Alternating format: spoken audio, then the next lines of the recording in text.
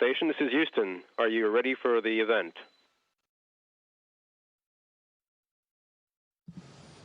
I'm ready for the event. Mr. Shatner, this is Mission Control, Houston. Please call station for a voice check. I'm calling. This is Shatner. Do you hear me?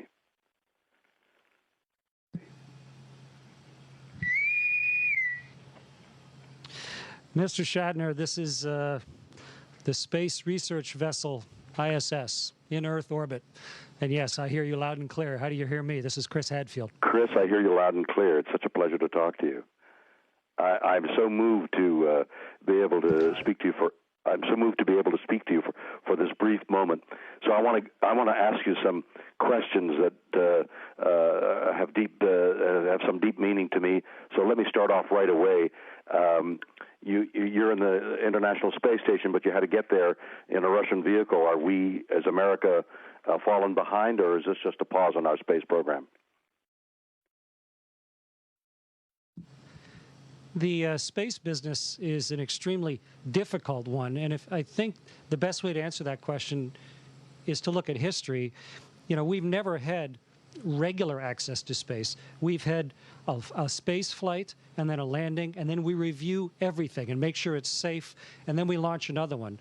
And the shuttle was tremendously a successful vehicle, flying at 135 times, but it's not like in between flights we could just count on the next one. Every one was really much the max level of effort that we could do.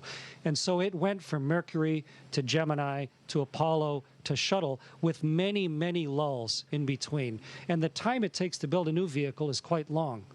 So you could say we kind of lost our way in between every single launch, but in truth, that's not how it works. What it takes is an enormous effort of will and technical know-how to build a spaceship, and then to be brave enough to launch one, because you risk lives every time you do. And we're just right now in between vehicles, much as we were after Mercury, after Gemini, after Apollo. We're just in the after shuttle era right now. But fortunately, because of international cooperation, we're not grounded. And this place is built by the world and very much put together with the United States as the foreman. And fortunately, we didn't have to abandon it as we did Skylab, because we didn't have a vehicle or cooperation. Because of cooperation with other countries, people are here living and working. And the United States will build another vehicle, and that will come up here also. So it's by no means a lost way. It's just a natural path. I read that you have already volunteered to go on a Mars mission. Is that have any reality to it? And because of the nature of this brief time, let me add to that question. You volunteered to go, but isn't that a fearful operation? Isn't that fraught with such enormous difficulty and danger?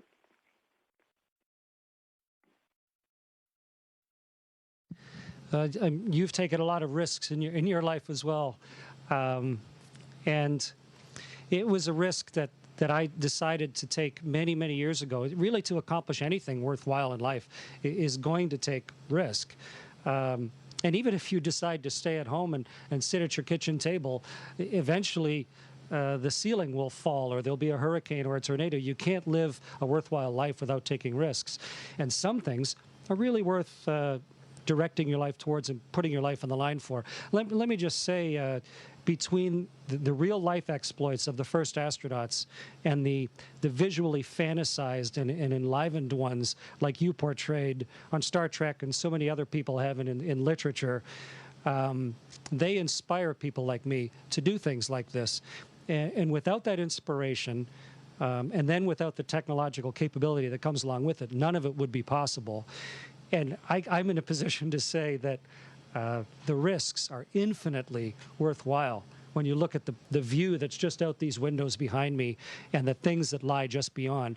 And yes, going to Mars is inevitable, just as sailing across the Atlantic or flying across the Atlantic or orbiting around the world or going to the moon. It's just a matter of when we figure out how. We put ourselves together enough. We take those visualized dreams and fantasies and turn them into reality, which is what we're doing here right now.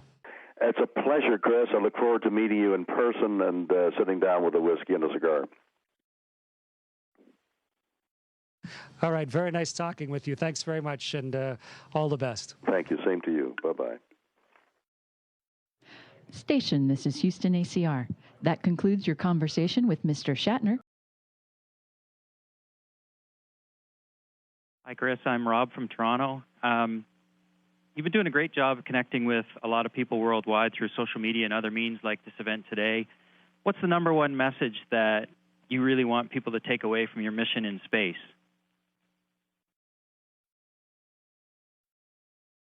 You know, people always ask, what's it like in space, and what's your favorite thing?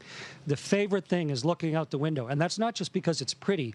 It's because it's fundamental to your soul to see the world this way, to be able to just, you know, when I was waiting for this to start, you can't help but go to the window and look and think about where we are. And my fundamental goal is to get people, as best as I can, to be able to see the world that way, to see it as one small place, one bubble of air that keeps us all alive, that we're responsible for, and just how close we are to each other. And it's a perspective that is healthy for us as a species, and it's one that we are very privileged to see, and I'm doing my very best to let everybody see that as clearly as I can. You're doing a great job of it. Thank you. Hi, Chris. My name's Jennifer Nichols. I'm an elementary school teacher. And the question I have for you today is, being in a position that so much attention is focused on you and what you have achieved on your career so far, what message you would like to give to the people down here or the students down here that can maybe see their dreams but don't have the self-confidence to follow them?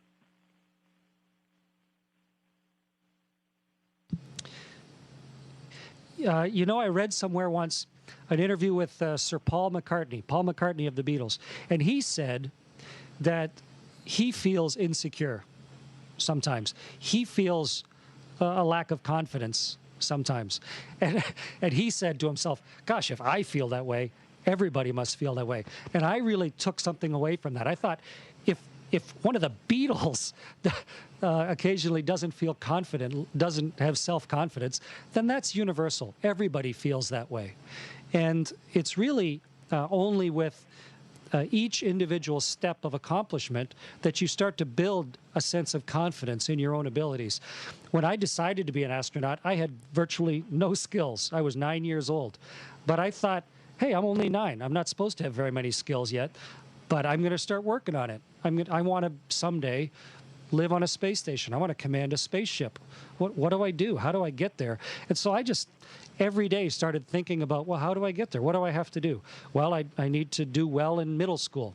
I need to do well in high school. I need to understand what's going on. I need to learn to scuba dive. I need to not let my body get fat. I need to decide what I'm going to watch and read and just start turning myself into who I want to be.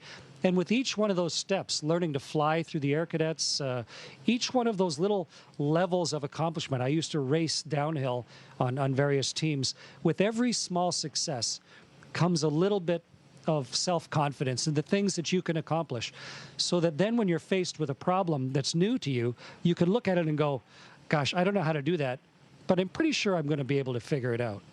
And I treat everything the same way, whether it's learning to operate a camera like this one, which I'm not really all that good at, but I've learned well enough to be able to take some very good-looking pictures of the world, or to fly a spaceship, or to, tomorrow I'm recording a song with, or playing a song with Ed Robertson and the Bare Naked Ladies. That's a pretty daunting thing, and those guys scare anybody, but you practice, and you learn, and you prepare, and you think about it, and you visualize, and it's amazing if you just take one little step of self-improvement at a time, where it can lead you and how much confidence it can give you. Thanks a lot, Jeremy. Hi to everybody at the Space Agency, and I need to get back to work. Bye-bye.